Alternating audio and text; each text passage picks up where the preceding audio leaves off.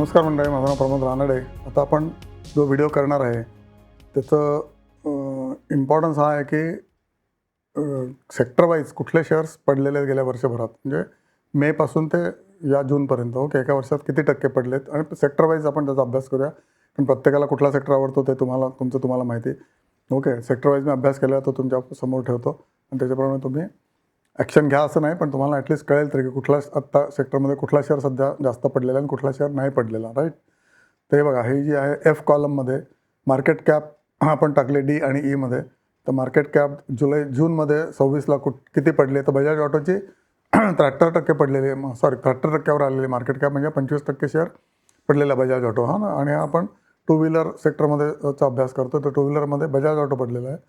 त्यानंतर फोर व्हीलरमध्ये Indo Farm Equipment. Okay, आता फोर व्हीलरमध्ये घेतलं आहे कारण हे सगळे लोक ट्रॅक्टर किंवा तत्सम आयटम बनवतात की जे शेतीमध्ये लागतात. Okay, VST tillers. ओके, हा सुद्धा 70%वर आला आहे. आणि एस्कॉर्ट्स कुबोटा पण 85%वर आलेला आहे शेअर. तर हे 3 फोर व्हीलरमधले पडलेले आहेत. बाकीचे हुंडाय मोटर पण 13% पडलेला आहे फोर व्हीलरमधला. आयशर मोटर पण 60% पडलेला आहे. आणि बाकीचे हे शेअर्स आहेत ते वाढलेले आहेत. ओके, फोर व्हीलरमधले. आता AC मधला कुठला पडला आहे शेअर, तर एकच पडला आहे, विच इज एक नाही, बरेच पडलेत, पण त्यातला टॉप पडलेला कुठला, सिम्फनी. ओके, सिम्फनी 40% शेअर पडलेला आहे. ओके, मार्केट कॅप याची 5,000 कोटी आले, जी 8,500 कोटी होती.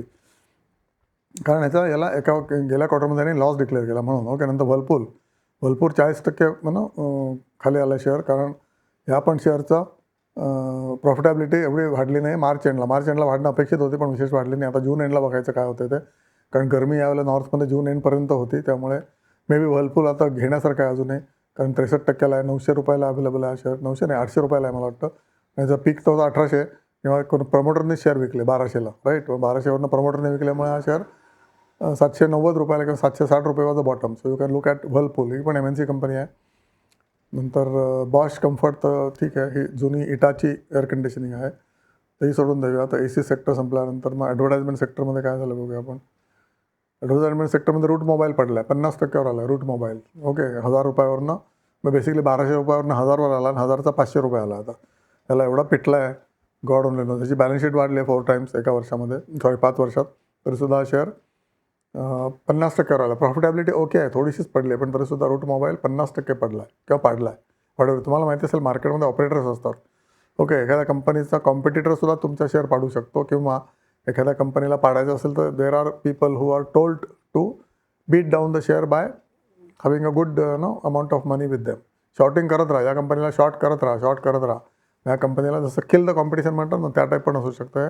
I don't no, but I am just telling you काय चालतं मार्केटमध्ये. किल द कॉम्पिटिशन ही एक मोठी संज्ञा नसते. Either you take over the competition and obviously you kill that competition, because that company no more exist. किंवा त्या कंपनीला इतकं बदनाम करा की त्या कंपनीचा शेअर पडलाच पाहिजे, लोकांनी भीतीने विकून टाकला पाहिजे. तसं काहीतरी झालं आहे का रूट मोबाईलला, आय डोंट नो.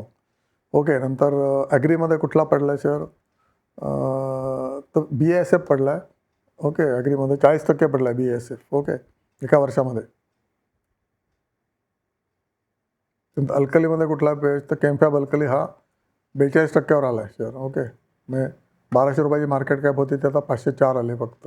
राईट, त्यामुळे 42% पडला अल्कलीमध्ये. बाकीचे सगळेच अल्कली पडले, कारण alkali is not doing well, I told you. तो आंध्र शुगर त्यातल्या टर्न शुगर जरी नाव असलं तरी ह्याचा मेन बिझनेस अल्कलीचाच आहे. ओके, क्लोरो अल्कली बनवते ही company, major sugar is a side business.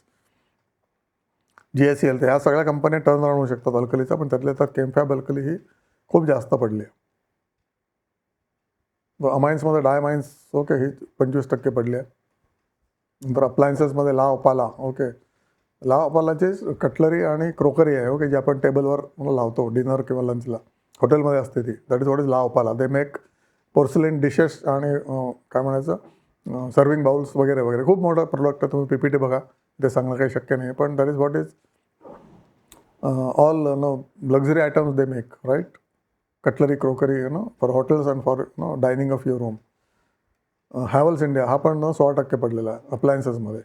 Right, त्यानंतर ऑटोमध्ये आता टाटा एलेक्सी काय करते, basically it is in auto sector. Right, ऑटोवरती जे कॉम्प्युटर बसवतात. राईट, तुम्हाला हल्ली ऑटो फार काय म्हणायचं, 4 चाकं आणि 4 दरवाजे, एक steering, that is what is आणि engine, that is what is car. But जे झिंगबँग बेल्स अँड रिबन्स बांधतात ना, ते सगळं टाटा एलेक्सी पुरवते, कॉम्प्युटराइज्ड कार. तर टाटा एलेक्सी पण पडला आहे. 40% पडला आहे. ओके, एका वर्षात 40,000 कोटी मार्केट कॅप होती ती 23,000 कोटी आला यावर्षी. हे 2026चा डेटा ईचा. युकॅल, ओके, हा पण जुना शेअर आहे. ह्याने ॲमटेक विकत घेतली आणि हा गाळात गेला. ओके, ॲमटेक इंडिया ही ऑटोची मोठी कंपनी होती. असं 2000च्या सुमारास, 20 वर्षापूर्वी 26 वर्षापूर्वी ती कंपनी याने घेतली, कारण ती कंपनी बँकरप्ट झाली म्हणून, आणि स्वतः पण बँकरप्ट होण्याच्या ह्याच्यावर आहेत दिसते. कारण यांनी काय इलेक्ट्रिक व्हेकल किंवा इतर काहीच एक्सपान्शन केलं नाही. हे लोक फक्त इंजिनचे पार्ट बनवतात. आता आईस इंजिनचे पार्ट बनवणारी कंपनी किती वर्ष तगेल I don't no. Amara Raja auto ही पण 16% पडलेली आहे. ओके, आणि बाकीच्या कंपन्या ऑटोमधल्या वाढलेल्या आहेत. मी तुम्हाला सांगतो ना, auto sector is always safe sector. बघा, सगळं मार्केट पडलं तरी ऑटोच्या ह्या कंपन्या सगळ्या वरती गेलेल्या आहेत. फक्त 3-4 कंपन्या खाली आहेत एका वर्षामध्ये. Auto sector is safest sector.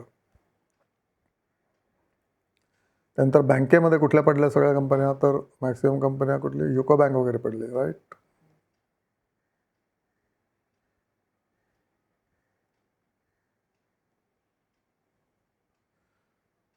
Yes, this is bank. बँकेमध्ये युको बँक सगळ्यात जास्त 30% पडले. नंतर डबल झालं आहे, sorry, so ignore that. Remove one of them. May be figures wrong टाकले गेलं किंवा डेट्स वेगळ्या वेगळ्या असतील. त्याच्यानंतर सेंट्रल बँक हे पण 8% पडला आहे, एका वर्षात घेण्यासारखं आहे. आणि बाकीचे सगळे ऑलमोस्ट तिथेच आहेत. मोठ्या मोठ्या बँका, प्रायव्हेट सेक्टर, पब्लिक सेक्टर बँकामध्ये तुफानीवरती गेल्या. बघा, JNK बँक 78% वरती गेले बँकेमध्ये सगळ्यात जास्त. ओके, नंतर IndusInd bank, Karur bank, SI bank, south Indian bank, या सगळ्या 50%. ज्या ज्या बँका मी रेकमेंड केल्या होत्या, ओके, त्या सगळ्या इथे पब्लिक सेक्टर बँका मी रेकमेंड केल्या होत्या, त्या सगळ्यावरती आहेत. सगळ्या 70% एका वर्षात वरती, 70%, 80% आणि 50%, काही 28%, काही 17%. PNB 4%चे आहे, पण PNB अजूनही तुम्ही घ्या 100 रुपयाला. It will give 20% in may be 1 month or 1 year.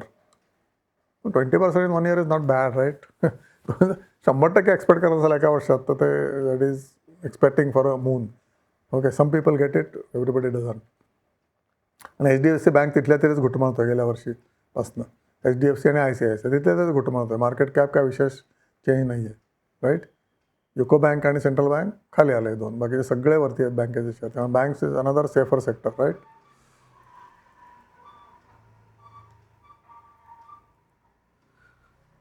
त्यानंतर पुढचा केबल सेक्टर. केबल सेक्टरमध्ये कॉर्स केबल 6% खाली आला आहे, नॉट मच. बाकी सगळे केबल सेक्टर वरती गेले आहेत. सिमेंट सेक्टर, अंबुजा सिमेंट खाली आला आहे 30%, म्हणजे ते 30 नाही 28%.